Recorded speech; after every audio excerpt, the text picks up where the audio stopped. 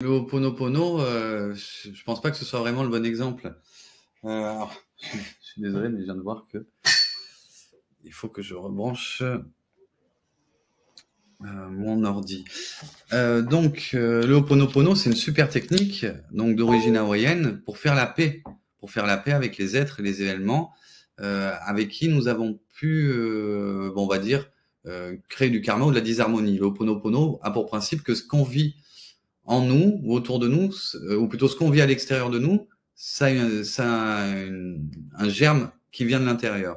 Donc, en le travaillant en nous, en le pacifiant en nous, on va le pacifier à l'extérieur. Ça marche très très bien. Ça permet surtout de prendre sa responsabilité par rapport à ce qu'on vit, même si souvent on a l'impression que ça nous tombe du ciel ou que c'est injuste, qu'on n'a pas mérité. Ben ouais, mais souvent, si on regardait nos vies antérieures, on se rendrait compte que ce qu'on vit dans cette vie, on l'a semé dans d'autres.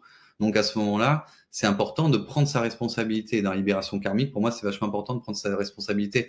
Mais le Ho'oponopono va pas permettre de guérir l'âme en profondeur, il va pas permettre de la reconnecter à son âme mère, il va pas permettre de la, entre guillemets, ça n'existe pas, mais de la détraumatiser et surtout de faire en sorte que vous puissiez après la réintégrer.